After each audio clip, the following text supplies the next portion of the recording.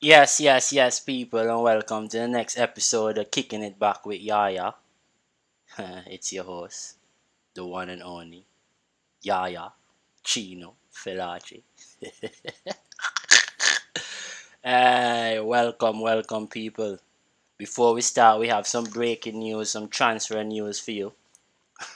A lot of y'all won't like to hear this, but he is back. He is back, mate. Ah, yeah, you know the story. You read in your Bible about the prodigal son. Ferguson pulled that shit off, man.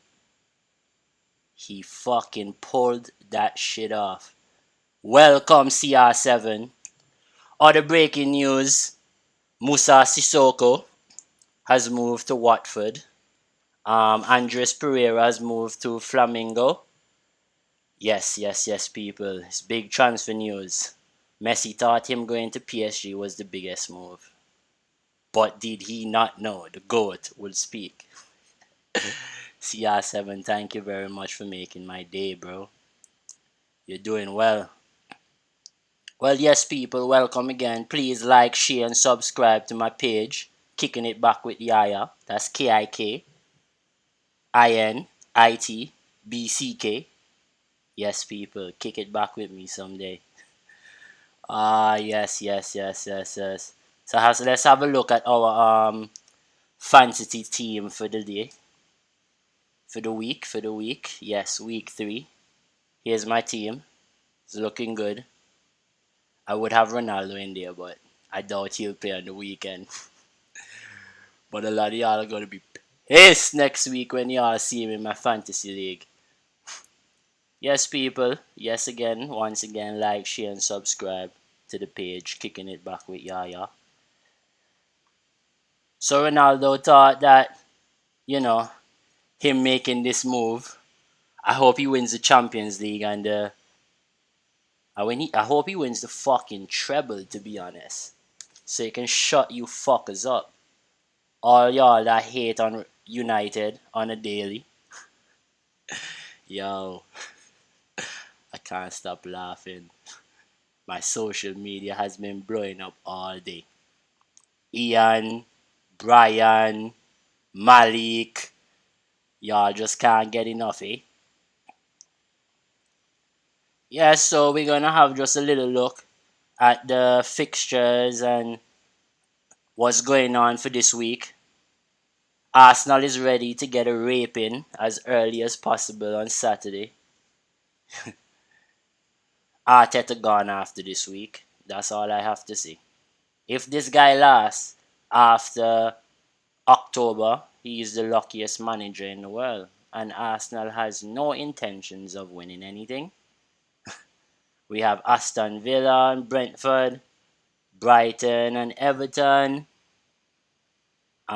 Newcastle and Southampton. Can Southampton take that momentum from drawing with Manchester United last week and beat Newcastle, although Newcastle hasn't won any games for the season.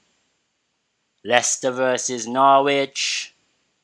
Can Leicester catch back themselves from last week's red card? Crystal Palace versus West Ham. Can David Moyes keep his hammers going? Because right now they're hammering fucking everyone they catch, eh? Liverpool versus Chelsea. The biggest non-title race game in the EPL at the moment. And then on Sunday, rest day, we have Burnley versus Leeds. Spurs versus Watford with Musa Sissoko returning to the London Stadium. And Wolves versus the greatest, Manchester United. Y'all thought that this club couldn't get big players anymore, but they brought 3 of them in this window. Not only did they bring 3 of them in this window, their net spending was less than 200 million. Wow. I'm pretty surprised because for the last couple of years, Manchester United has really been doing shit with their transfers. Yes, people, just continue to like, share, and subscribe to the page. Don't forget. Keep telling me, keep putting your comments under the video. Let me know what you would like to see and what you don't like to see. Maybe you have a pet peeve that I have that you don't like. Just let me know so we can keep bringing you the best content possible. So yes, let's have a little look at the predicted lineups and for these fixtures.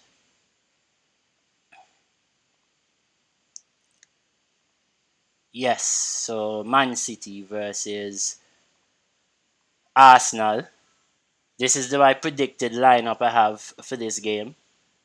I have Mahrez for City. I have Mahrez, Jesus, Sterling up front.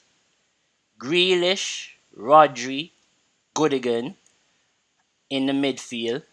Cancelo at left back. Why? Because one, Pep loves how Cancelo is playing, as in he comes into the midfield and he creates that extra pivot for Man City, which allows all their top six players going forward to stay in the opposition's half.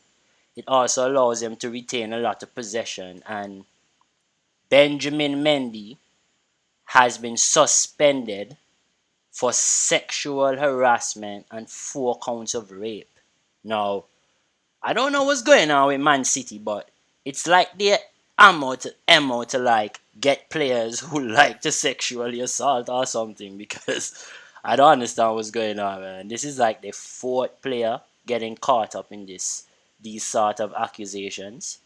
But yes, this is the team I have going forward. Cancelo, Laporte, Diaz and Walker in the defense, and Edison, the sweeper keeper, in goal. For Arsenal, I have Saka, Albanian to return since he scored 2 goals on the weekend. Pepe as well to start. Odegaard, the new signing, to start.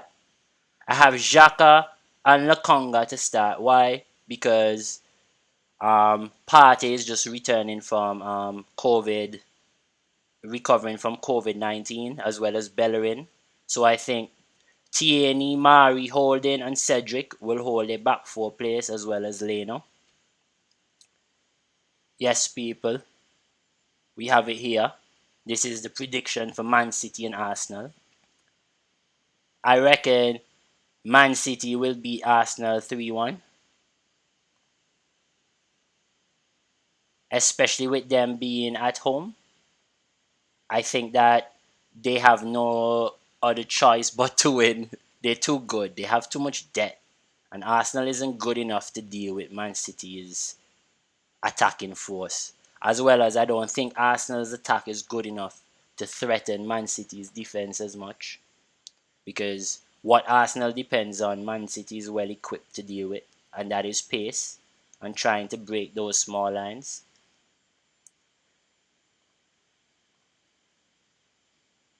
Yes, and then we have Villa versus Brentford. Next big encounter at 10. It looks like Aston Villa will be winning this game. I'm giving them the edge because they have a top goal scorer in Danny Ings, and I feel like he'll make the difference in this game. I don't think it will be much of a high scoring game. I think Villa will dominate most of possession. I think they will dominate the game, but I think Brentford will give them a good run. I think it'll be a very high intense game, lots of balls down the channels, and very quick counter attacks. I have El Ghazi, Ings, and Buendia to start. McGinn, Louise, and Ramsey to start. Young, Mings, Konza, Cash, and Martinez. This is the same team that started last week. I think they'll start the same way because Aston Villa has good momentum at the moment going forward. And Brentford, I have Tony and Wizza. Wizza came on last game. I think he'll start this game. Originally, he is somewhat of a mid-roaming, centre forward, midfielder kind of player. So I think he will give that kind sort of great compliment for Tony, who likes to run in the channels, who likes to come get ball to feet, who likes to be very much involved. Then we have Norgard, Onyeka, Anyanelt, Henry, Kanyos. Kanyos is actually a right winger turned into a right wing back. He's actually pretty good. He's getting better and better each game, learning his position and everything. I think he'll be very good tomorrow, but I don't think they'll be good enough to beat Aston Villa. Pinnock, Janssen, Ayer, and Raya. Yeah, I think they'll play five in the back tomorrow again, Brentford. I think it's their only way to be as compact as possible, being newcomers to the Premier League.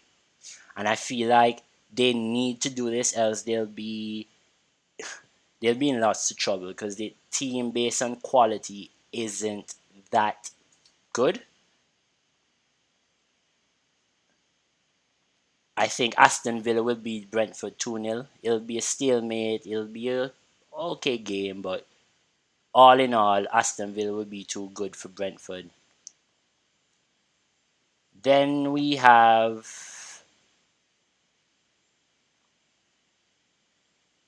Brighton versus Everton. My starting lineups for Brighton is Mope, Trossard, Alistair, Lallana, Gross, one of the best CDMs in the league at the moment in Busuma, Solimarch, Dunk, Duffy, Webster, and of course Sanchez. I think they'll play in the 4-4-2 diamond formation as they have a very stacked midfield, but they don't have much when it comes to width. So that's why they play so compact and counter together and play in the middle third of the field. And then we have Everton, which is looking pretty good when it comes to depth. A lot of, I would say, average to very good players, and I think Everton can make a big claim in the league this year. Maybe even top six, because they have the quality, they have a style of play that they've been working on for the last 2-3 years, and I don't think they've changed as much. And the players they have brought in fit their system to a T. So I think that they should win this game. Would I say they should win it comfortably? That's maybe pushing it too far, because Brighton is a good team, well gelled, plays very good football. For a so-called bottom table team, they play really good possessive football. So I'm giving Everton the edge, even if Brighton is at the Amex. But I think Everton will win 2-1 against Brighton. I just think because Richarlison and Dominic Calvert-Lewin, I just think they have that extra zest going forward that will help them in the dying stages, especially in the dying stages of the game, especially when it opens up. And then we have another game here with Newcastle and Southampton, where Newcastle isn't having the best season so far. They've lost all their games. They actually look like a relegation team. But I doubt they'll get relegated. I think they have enough quality when they catch form to cause some trouble and pick up enough points to win their games to stay in the league.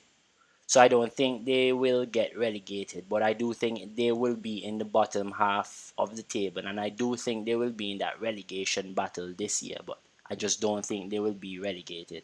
I also think Arsenal will be in that relegation battle, but that's another story. That'd be breaking news. Not really. But yes, I have Saint Maximin, Wilson, Almiron, Longstaff, Willock, Matt Ritchie, Murphy, Shaw, Lascelles, Fernandez, and Woodman. That is my starting lineup for Newcastle. I think they'll play in the 5-5-2-3 formation because they've been conceding a lot of goals, and I feel like they just need to have a better defensive structure in order to build momentum to go forward. And then we have Southampton, who last week picked up a very hard fought point, I must say, against Manchester United. They actually really, yes, they didn't play the best football, but they created one, two good chances where they could have won the game without even playing well. And also, they're just well structured, man, and they just press so well. Real German way pressing. High press, high intensity, full 90 minutes of just pressing and hard work.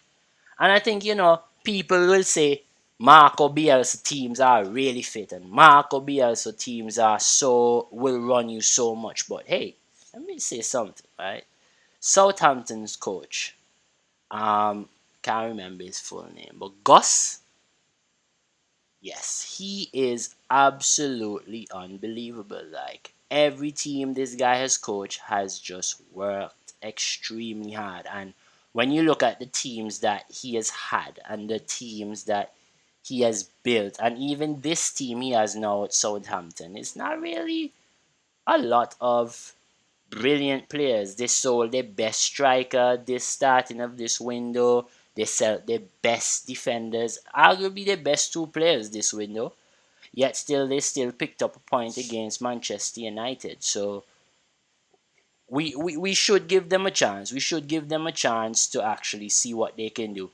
I think there will always be a threat, especially on set pieces, especially once Ward-Prowse and Benderek is in that squad. There will be a very, very dangerous threat on set pieces. And Shea Adams is actually building into himself at the moment. I'm actually a big fan. Watching him in the Euros and watching how his development from last season, this kid is going to be something special. So I think that Southampton will just be a little bit too good for Newcastle, and I think they'll beat them at St James's Park 2-1.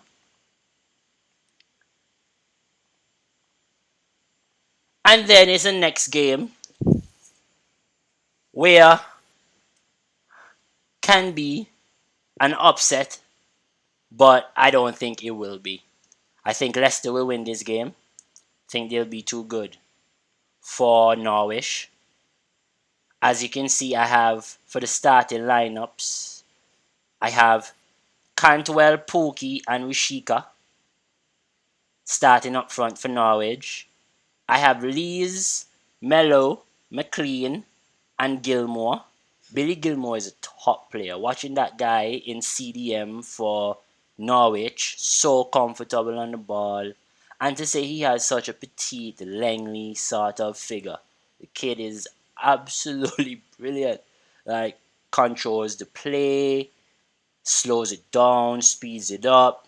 He just bosses the game, and for it's so incredible to see him doing that at such a young age. Then you have the loanee from Manchester United, Brandon Williams. I think he will start at left back tomorrow. Gibson, Hanley, and Max Aarons, who has been a target for loads of top clubs throughout England. And Tim Krul.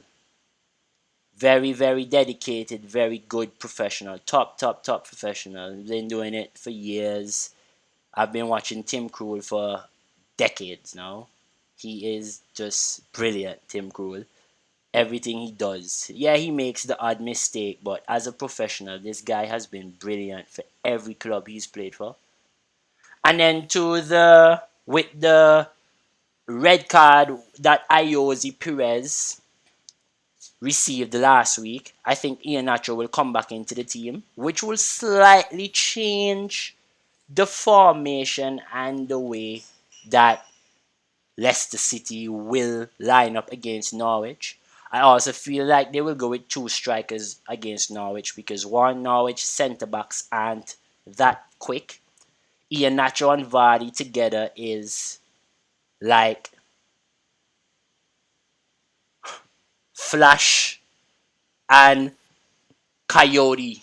I swear, running like this, no joke. All speed, like these guys are quick. So I think they will do a lot of damage against Norwich. I think Brendan Rodgers would notice that, and they might play a weirdish 4-4-2 sort of 4-2-2-2 formation, where instead of Harvey Barnes and playing a lot on the wing as a winger, I think he will come in a bit, or he might go out and create that width while Maddison roams around and Tillemans kind of goes to the right side, where they will have a 4-1-3-2 going forward, but defensively, I think Tillemans will drop back in with NDD, and Maddison will go on either wing to just create that clog out the middle,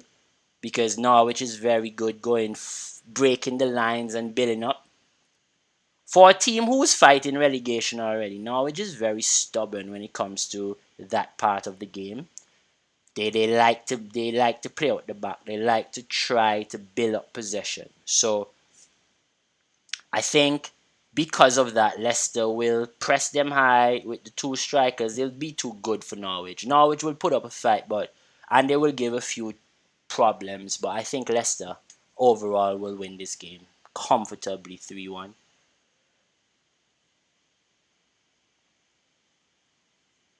And then we have another big game here, and that is the headliner for Saturday. Yes, people.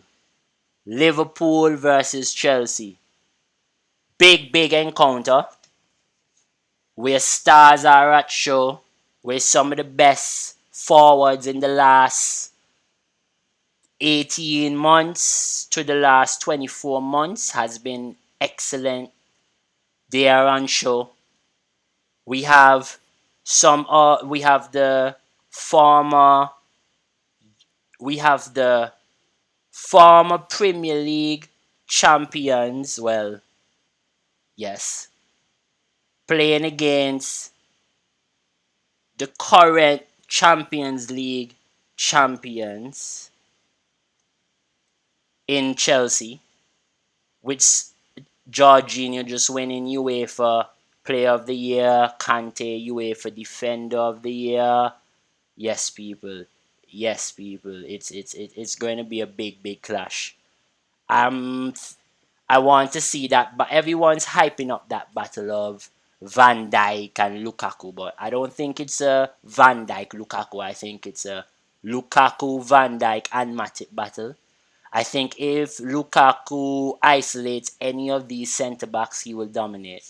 Why he will dominate Van Dijk is because one, Van Dijk is coming from a very niggling injury. You can still see he's slowing down. He's not to top shape.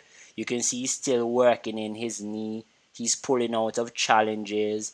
He's not going into any forceful challenges. He's slow on the cover. He's not going into any physical battles, and people think that Lukaku will target Matip, but I honestly think Lukaku will target Van Dijk tomorrow. I think Matip is having a better season than Van Dijk so far, but because he's playing next to the so-called best defender in the world, even if the guy hasn't played in a whole year, I don't know how that works. Yes, he still he looks better than Van Dijk at the moment, and that's not being bad-minded or biased. That's just being truthful, watching it. And I think this is how they would line up. Mane, Firmino, Salah. I think the front three will come back together. Even if Jota is scoring goals, I just feel like this front three here is going to play tomorrow. And especially in bigger games, I just feel like Klopp will go to his favourable front three. And then we have Keita, Thiago, and Henderson in the middle.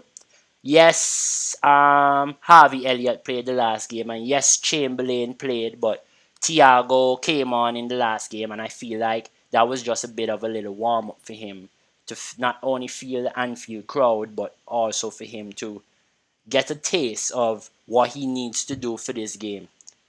And then, yes, Robertson is back in training, but the form that to to miscast is on, I think that he will keep his place in the team.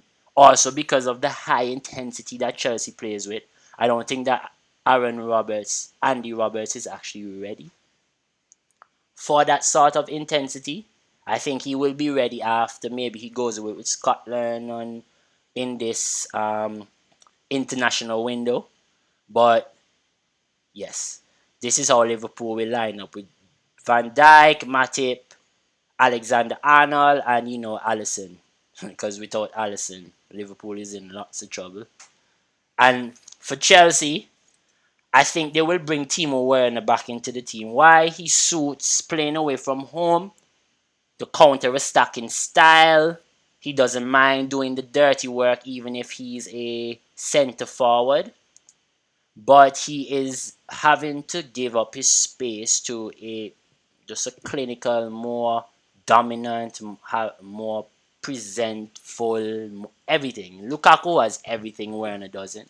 The only thing Werner has that he can compete with with Lukaku is pace, and Lukaku's quicker and bigger, so I don't see how he's better, and I don't think he will ever be better. And I think he is actually going to have to change his position into a winger because I don't think he will start for Chelsea as a number 9.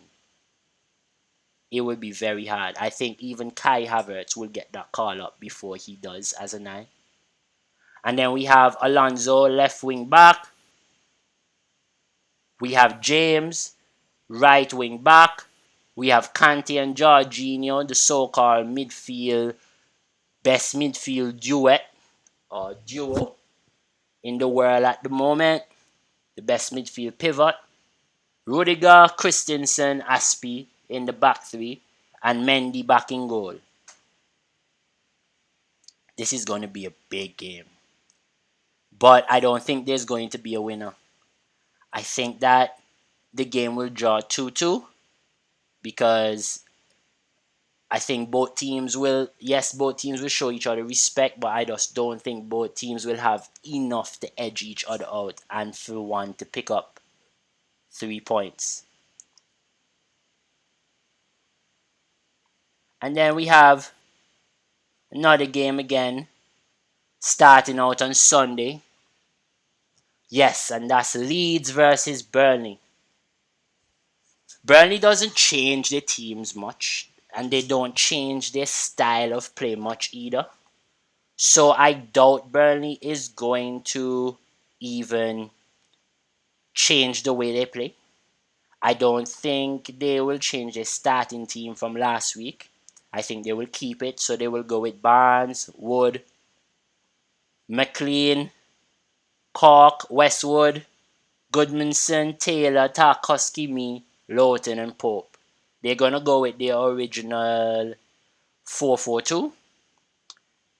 And with Leeds have been trying a 3 in the back, turning into a 4-3-3 in possession. And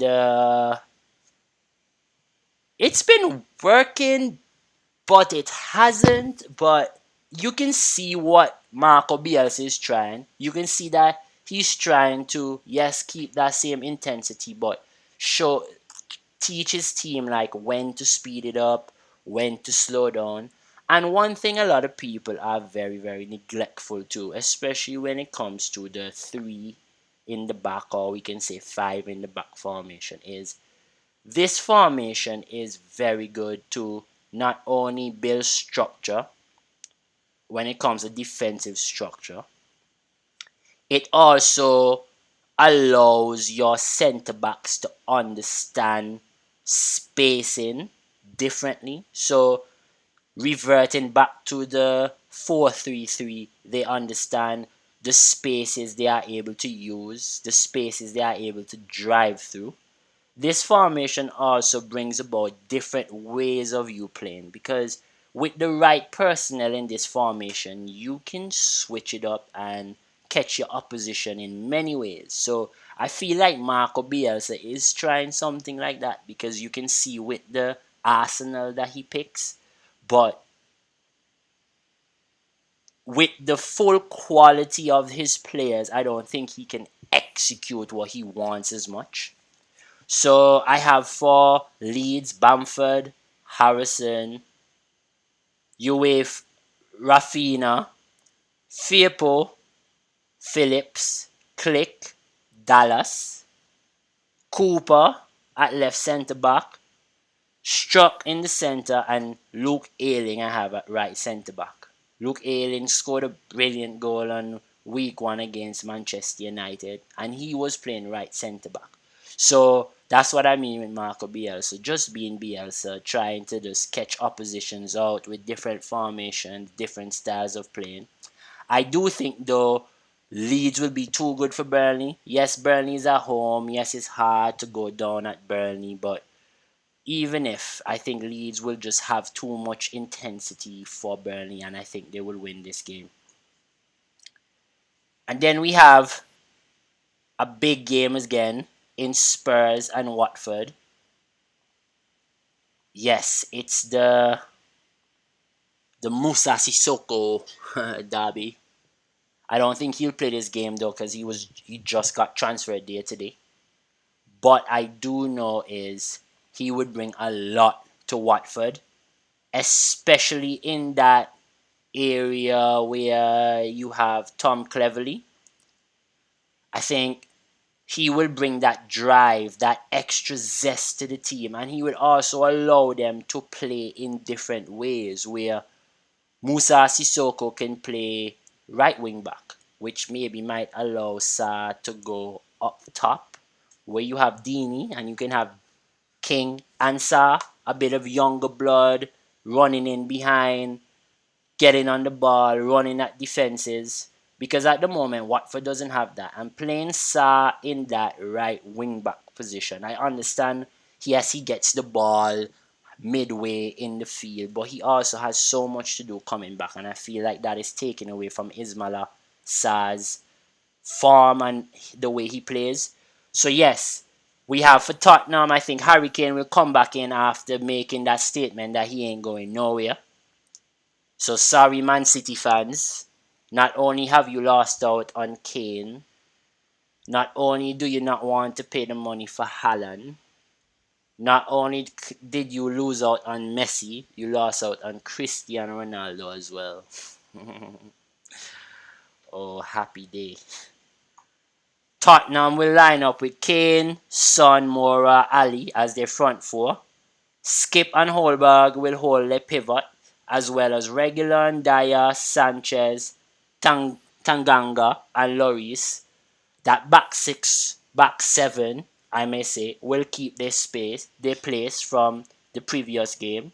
And I think Harry Kane will come back in. We'll see Son go out to his left position, and then we have Deeney coming back in for Watford as they play this 5-3-5-2 formation. Deeney and King up front.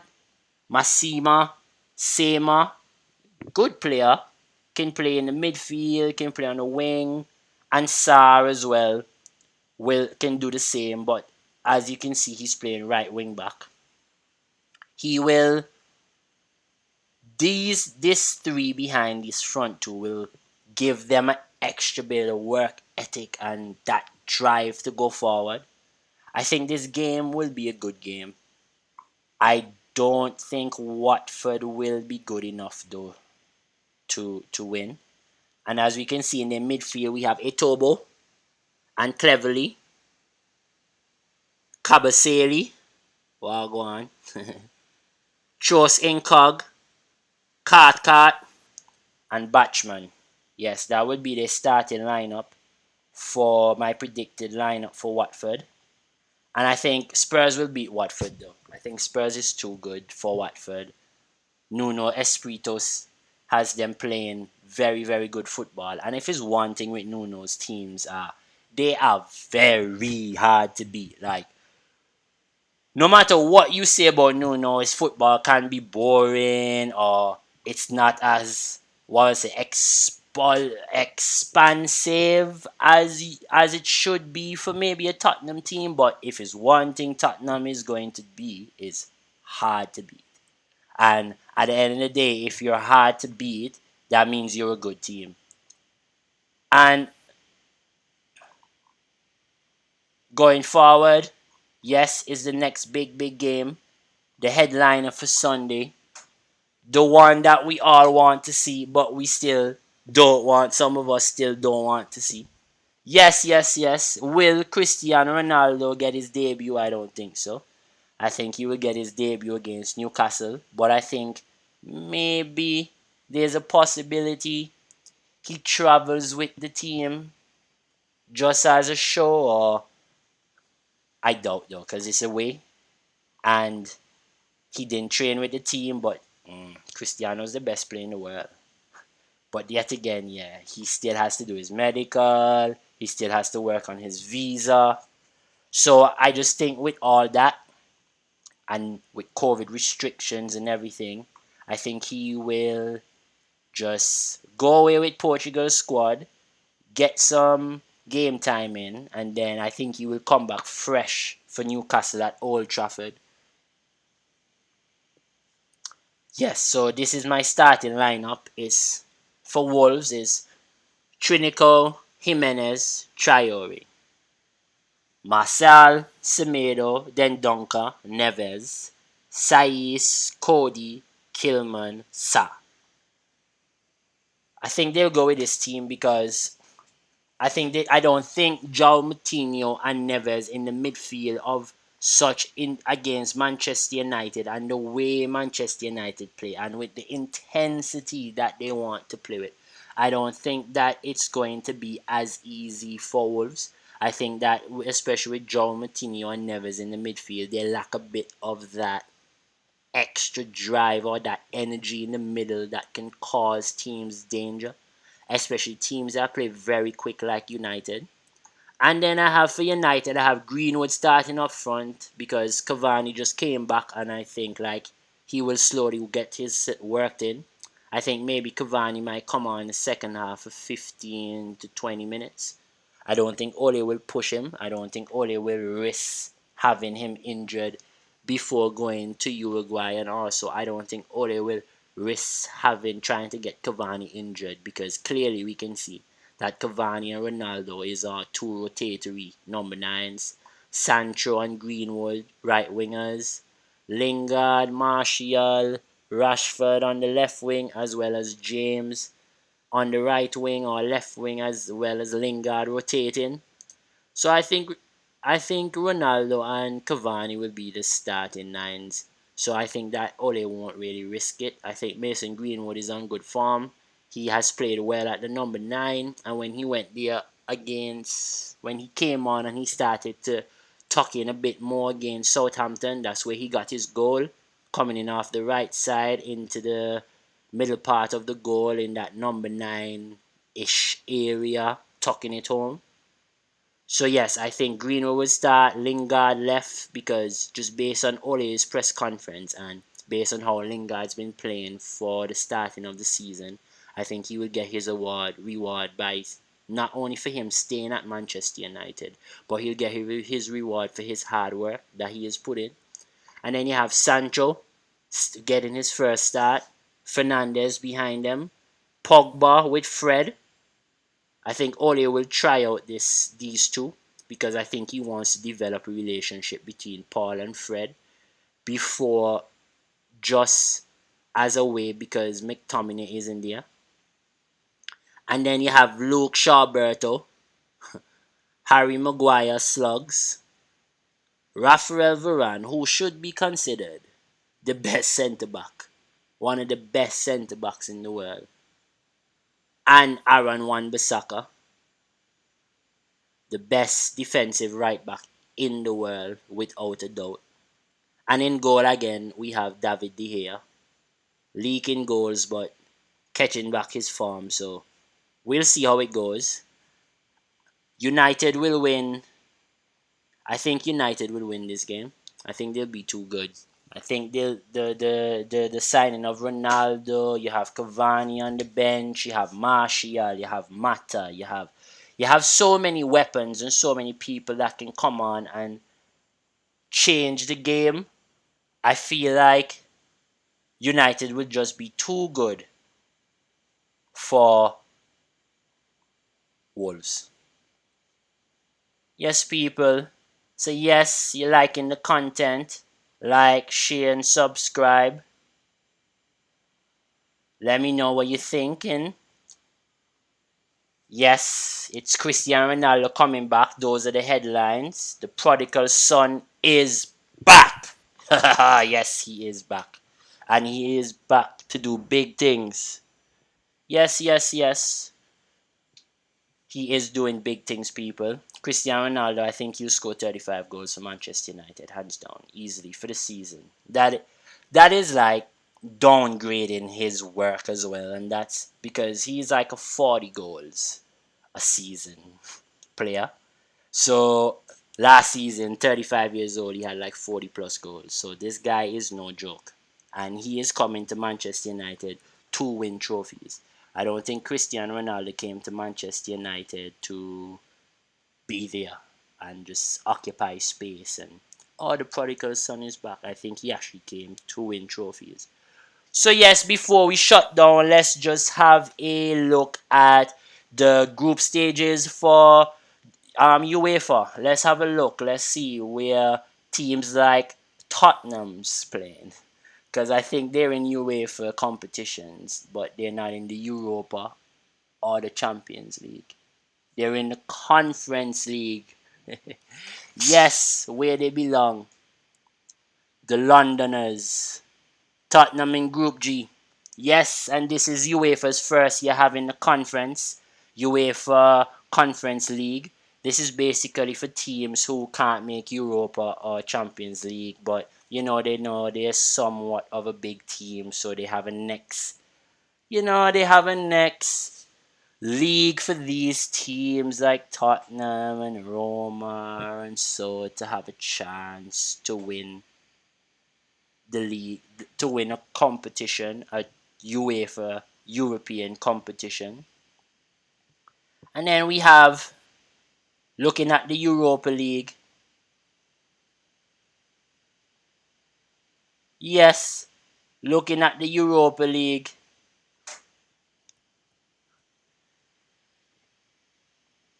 we have,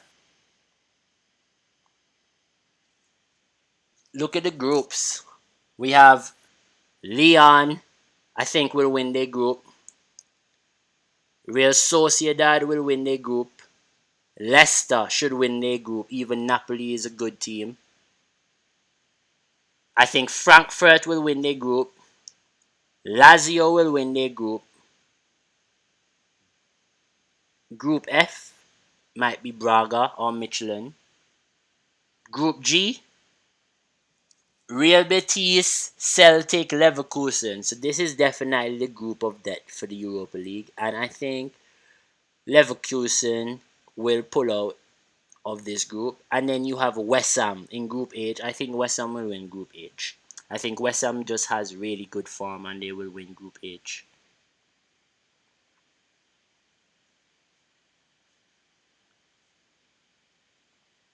And then we have, yes, the League of the Leagues for the bosses and the champs and the men.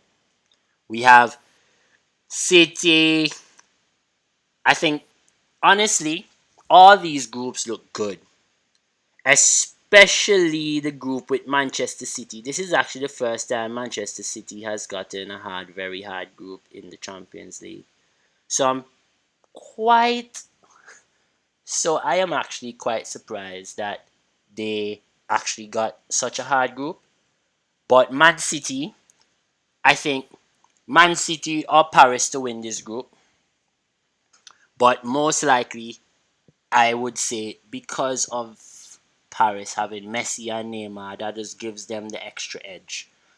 And You have Group B. I think Liverpool and Atletico will cruise through that group. Liverpool will win that group. Dortmund and Ajax will come out their group. Dortmund will win that group. They have Haaland. He's too good. Real Madrid, Inter, Shakhtar. Real Madrid and Inter will come out of that group. Bayern, Barcelona, Benfica. Bayern and Barcelona have a really good chance of coming out of this group, but then Benfica, especially with the depletion of Barcelona, I think that gives them a little chance. United, Villarreal, Atlanta. United and Villarreal have lots of games against each other in European competitions, but I just feel with how do you stop Ronaldo, Rashford, Sancho as a starting three? Or then you say, tired to see the three all. Let me bring on Martial, Greenwood, Cavani. Like, how you stop that? When people talking about squad depth and United so far, and name me a better squad of attacking players right now. I'll wait. Based on individuals, talent is the best when it comes to attacking talent. But it's out of now. It's time for Ole now to show his worth and see what all competitions he can win. And then we have Sevilla, we have Lille, we have Salzburg, Wolfsburg. This group is a very leveled group, and I think Sevilla, and I just feel like Wolfsburg, actually Salzburg will just edge it a bit. This group is up. I honestly don't know who can win Group G. There's a lot of teams who can win Group G. And then we have Group H with Chelsea, Juventus, Zenit, Malmo. Chelsea and Juventus should come out of this group. But you know how football is. We don't know. And we don't know what happens on that day. All we know is the ball must roll. So whoever does it the best wins the match. So it's not about how much quality you have on the day. It's not about how well you can do. It's just about who came there to play on that day. So yes, people. Yes, people. Yet again, thank you for tuning in to another Kicking It Back with Yaya. Really hope the content was good. Please like, share, and subscribe. Put in the comments. Let me know what you like, what you don't like. And yes, just keep following the show. We'll keep bringing better content as the week goes on. And yes, people, just please, please, please, please, please share my page. Let everyone know. We'll have some great content next week. We'll start getting interviews in and stuff. So yes, we'll start kicking off the page, people. So let's just keep following. Let's keep like, sharing, subscribing. Keep showing the love. And thank you for tuning in. It's your boy, Yaya Chino Filachi, signing out on your next second episode of Kicking It Back with Yaya. Thank you.